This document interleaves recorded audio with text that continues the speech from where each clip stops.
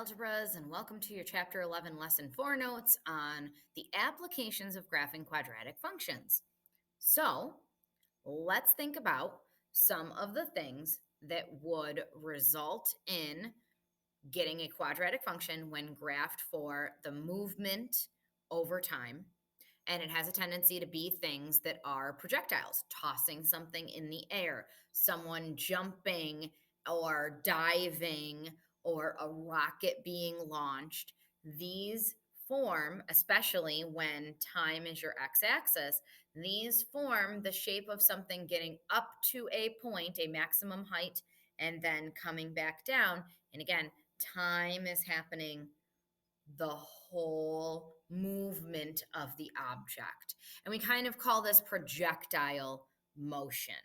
Okay, so because of the type of movement the object is going through from start to, hitting a bottom, hitting a water, for example, that kind of thing, right?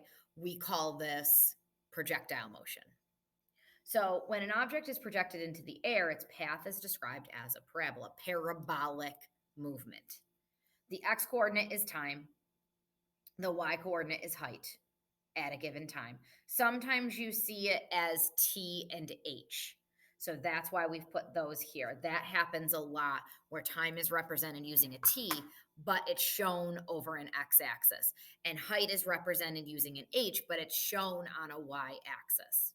Now, let's be smart about this. We're not going to have negative height and we're not going to have negative time. So we're looking at these things graphed on only a first quadrant section. Okay, so if you're smart about it, you can kind of see that that is an implied domain restriction and range restriction, really. Okay, and then of course, the x coordinate of the vertex is the time it took to reach the highest point. The y coordinate of the vertex is the maximum height, the highest point, right? So what we're looking at here is these are all going to be negative x squareds because they're frowny face parabolas and they have that maximum height that we get to on this.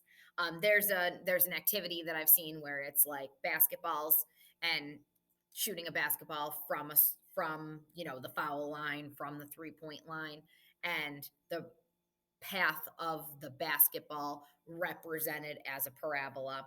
These types of things are all having a negative x squared because of the type of shape of parabola they form. Okay, so what we're going to do is we're going to look at this specific example of a projectile that has a y-intercept of 80 and will land at ground level. Okay, so we can already tell that this has a y-intercept of 80 because this standard form quadratic function, if I plugged in 0 for time in both of these spots, 80 would be all that was left. So that means we're platform and 80 feet high. Okay. What we need to remember is that when we're dealing with numbers like this, a 10 by 10 grid isn't going to do it for us. And again, since we're just dealing with a quadrant 1, we don't want a 10 by 10 grid anyway because we don't want quadrants 2, 3, and 4. Okay, so we're going to be looking at a little bit different type of graph. And we're also going to look at having our graph labeled maybe differently, okay, depending on if we're talking about time or talking about height. All right, so let's put in our scales here. Let's think about our scales. Let's start by actually plugging this into our graphing calculator and looking at a table. That will help us scale knowing what our maximum height is that we need to fit on this graph, right? So press y equals, and let's plug in negative. And of course, since this starts our function, it needs to be this little negative underneath 3 here. And then I know there's a t squared and a t in the function equation, but we don't have that option on our graphing calculator. So we're going to use x in place of t because we know that this is representing time and that's the x-axis that does that particular thing for us. So we just type that equation right in. You can press graph to see it, but the numbers being what they are, is this really going to be a visual on a 10 by 10 grid we want? No. So it's better to just be analyzing the table and then we can move from there. Okay. So I'm going to leave the table where it is to kind of talk about.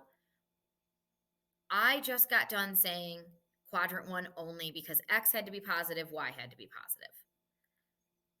One of the first points we would probably look at here, just so we can see the pattern in the Y's as being symmetric, is this -1, 0. But -1 for an X value implies that -1 seconds of time. And is that a thing we're going to have? No. So our table really is only going to be looking at 0, 80 as the start. And we knew that already because this is a function modeling a projectile launched at a speed of 64 feet per second from an 80-foot platform. So we already know we start out 80 feet high. So that makes perfect sense. Hold on, let me actually put X and Y. Now, again, this means that we're probably not going to fit a lot of integer points here, right? So 0 and 80, 1 up to 128, 2, and that's up to 144, and 3, and again, these represent seconds in the X. So 3, 128, oh, dropping back down.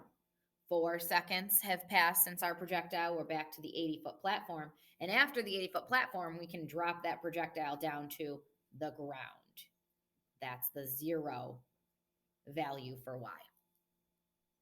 Okay, so we can see here that the axis of symmetry and turning point is the maximum height that we get to. So we know we need to fit 144 as far as feet on our graph, okay? And look at how many X values we covered. We only covered from 0 to 5 seconds. So that projectile was only airborne from 0 to 5 for our X value. So if you look, we have plenty of space to fit those 5 seconds on our graph. What we need to figure out is an appropriate scale for our height. Now, I do know these are all evenly divisible by 4 and 8, right? 2 and 4 and 8. And so let's kind of peek at how many we have here. 1, 2, 3, 4, 5, 6, 7, 8, 9, 10, 11, 12, 13, 14, 15, 16, 17, 18, 19, 20, 21, 22, 23, 24, 25. So if you take, and I'll just use this graphing calculator so we can keep that table right there.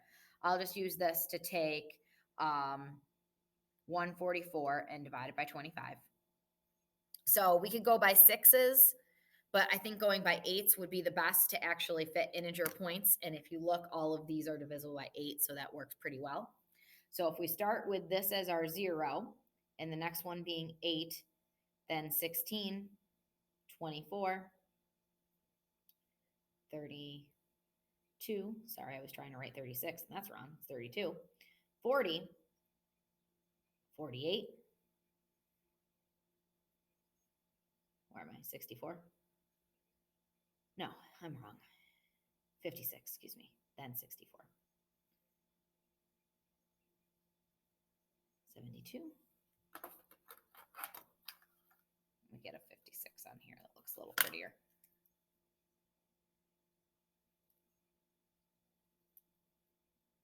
And 80, right? That's our platform, by the way. Y-intercept platform right there.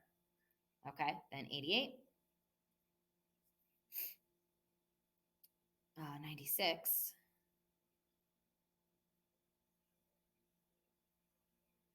104. 112. 120. 128. 136. 144. Oh, that's the max we're supposed to get to, right? 152. 160. I'll leave it there. That's our max we're supposed to get to. And again, labeled height and feet. Now, this side, of course, still going to start with 0 at the origin. But if I go every other, I've got plenty of space to kind of spread out my projectile movement. And we know that this only goes up to 5. That's when it hits the ground at the 0, right? So this 0 for height, this is the ground. This is the ground level. This 80, that's your projectile start point. So that's how high up the platform is for the projectile. So 0, 80 is our first point that we graph. And we've got 1, 128, so that's way up here. Then we've got 2, 144, that's our maximum. Then we've got 3, 128. Then 4, 80. So this is back down to the same level that it started. But then 5, 0, boom, ground. There it is. Just like that. So now connect. Notice there won't be arrows at the end because it didn't start going on to infinity. It started right here with the time being 0. And then when this hits the ground, it's done. It's not continuing down further. We do want to label S of t. I don't know what S stands for, but hey, whatever. Negative 16 t squared plus 64 t plus 80. There we go. The interval that we graphed for t is time in seconds, the x values, 0 to 5. Because that was the domain representing how long the projectile was airborne. How high did the object reach? We talked about this multiple times, but that would be 144 feet. That was the highest it got. How long did it take it to get there? Well, because we started at an 80-foot platform, it took 2 seconds for it to get there. And we can see that by the y value of that maximum point. How long was the object in the air? Airborne, we consider from start to finish when it touches the ground, 5 seconds. And that's it. That's what we have to have the ability to graph and interpret. We need to be able to scale. We need to be able to look at the table and figure that out. We need to be able to connect our points, plot those points, label. Okay, those are the things that we need to do. We need to understand what 0 will mean for height as far as the y. We need to understand what 0 will mean for x as far as time. Okay, so those things will all still need to be in play, right? The y-intercept meaning the starting height. Okay, all these things that we have been labeling when we've been graphing these quadratic functions mean things now when put into an application word problem situation. Okay, let's look at some more. The dolphin jump. Obviously, someone picked this out because I went to Lemoyne, obviously. Right? The height in feet of a dolphin as it jumps out of the water at an aquarium show can be modeled by the function f of x equals negative 16x squared plus 32x. Just want to point out, there is no constant at the end of this standard form quadratic function, which means that it's 0, 0, 0 is the height it starts at. So that would probably be water level, right? Where x is the time in seconds after it exits the water. Ah, there we go. Okay. Graph this function, find the dolphin's maximum height and the time it takes to reach this height, then find how long the dolphin is in the air. So we've got a few things going on here. Let's use our graphing calculator to plug this in. So y equals, and let's plug the new one in. And it actually started out with negative 16x squared. So let's just scooch over. And this is a plus 32x. And then there's nothing back here. So let's delete, delete, delete. There we go. So we've got our function in. You can press graph to see it, but really with these numbers being what they are, it's not going to give us anything great to look at graphically. It's the table that we really want to take a peek at. So second and graph will show us our table. And, whoa, we're talking about 3 integer points that are positive, right? 0 or positive. So let's use that little thing I taught you about changing our table scale in here. Let's go to second and window. And I'm going to keep the start at -2 just for like what I can look at. But let's arrow down and let's change this going by 1 to going by halves. Go this way, go by halves. And now let's do our table. And that gives us a little bit more to look at. So I'm going to kind of graph those interims just so I have a little bit better shape to my parabola. So see how I looked at that and I gauged, you know what? There were only 3 points I could graph. That's not going to look like a parabola. Let's see if we can get some half seconds in there, right? So half seconds, halfway between these. So get point 0, or excuse me, 0.5, 0.5, and 1.5 as far as time-wise goes. And that will look a little bit better when we put it all together. So I'm going to put my table here. And you know what? Let's just do a horizontal table. I was going to think about doing a vertical, but let's just do a horizontal table. Why not? And we'll start with, of course, 0, 0, because we don't have negative time and we're not going to have negative height. That's under the water. We're not going to deal with that. You know, we're not the Little Mermaid. We're not going to deal with that particular under the sea part. And let's get 0.5, 12 feet in the air. And then at 1 second, the dolphin is 16 feet in the air. And then we've got 1.5 seconds back down to 12. And then at 2 seconds, we're back at water level. Let's just move the graphing calculator over. So there we go. Okay, that's the table. That's what we're going to use. Just graph the integer points first. So 0, 0, and 116 and 2, 0. So we kind of already have an idea of our answer, but let's now put those half points in. So 0.5, 12. This gives us a good gauge as to that interim, and then 1.5, 12. So now this is much better as far as connecting and making this U like a parabola. There's the dolphin's jump. What's the maximum height the dolphin reaches? 16 feet. How long does it take the dolphin to reach that height? 1 second. And how much time total is the dolphin? And we say in the air, but let's just think of it as out of the water. 2 seconds. That's it. 2 seconds is all that passed. Now describe what you know about the interval for X from reading the problem. The interval for X is how long the dolphin is out of the water. You have to take those context clues and put them into practice about what's happening from here to here. What is the problem looking at? It's looking at a dolphin jumping out of the water. So the amount of time that this jump is taking is the amount of time the dolphin is out of the water. That's it. Okay, so what do you know about the interval for X from reading the problem? X describes the amount of time the dolphin is out of the water. Got to be able to put it together. Okay.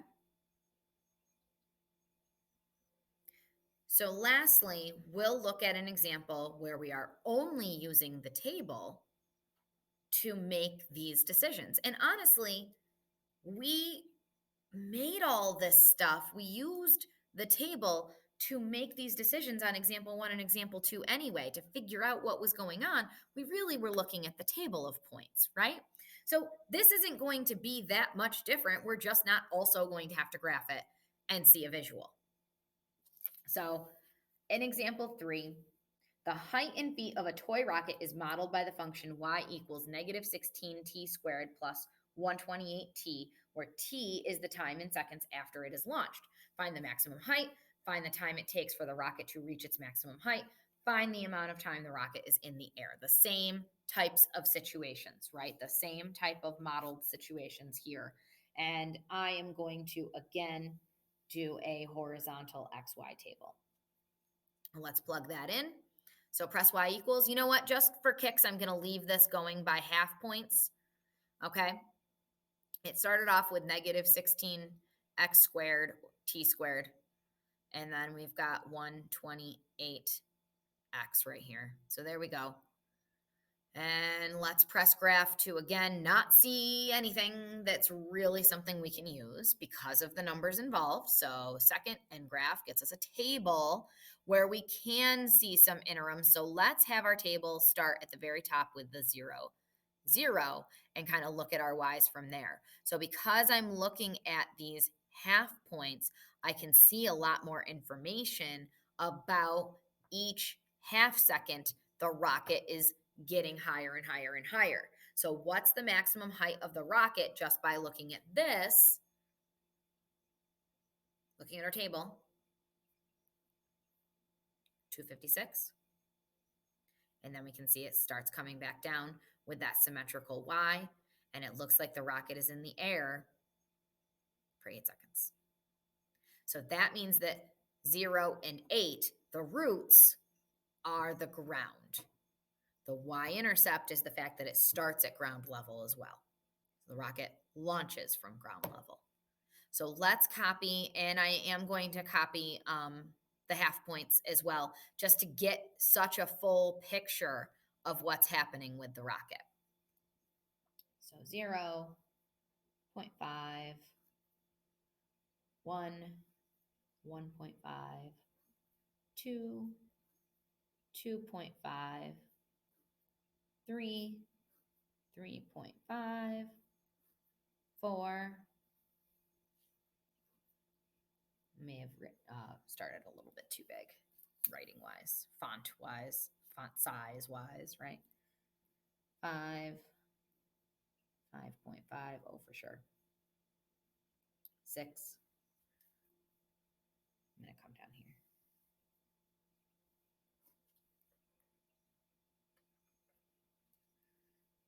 6.5, 7, 7.5, and 8. Okay, so my 8 seconds that I know are happening here. And a lot of this is going to be the same values because it's symmetrical. The heights are symmetrical, right? So 60 feet, and then 112 feet, and then at 1.5, we're at 156. At 2 seconds, we're at 192 feet in the air. 2.5, 220, 3, 240, 3.5, 252. Oh, we're getting close. At 4 seconds, that's when we're at our 256. So you can see slower, it's getting slower, this rate of change. And then it gets to here, the pinnacle, and heads back down. The max, the axis of symmetry, the vertex, the maximum our rocket gets to, and how long does it take to get there, right? And then we just start heading back the other direction symmetrically. That's the beauty of gravity being a constant, right? What did I skip? Oh, I'm not copying from here anymore. What did I do wrong? 5, 240, 5.5, 220, 6, 192, 6.5, 156, 7, 112. Oh, I was copying correctly. 80. There we go. Okay. So find the maximum height of the rocket. Ah, right there. 256 feet.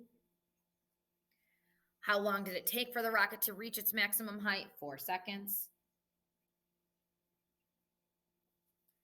Find the amount of time the rocket is in the air. 8 seconds total. Oops. From launch to ground. From launch back to ground. There it is. Now, let me just show you how to put your table back once you've been in a scale that's different. You press second and window again, back to this table start.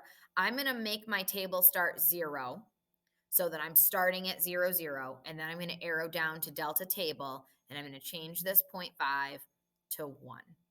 And now if I press second and graph, look, I only see the integer points each second as I go. Okay, so we're only seeing these now as we went. Would that have been okay? Yes. Was I showing you the half seconds just to look at all the little pieces, the little details of this rocket? Absolutely. To get a better picture, we weren't graphing it. Might as well. Okay. We will now kind of take a break and get ready for our quiz.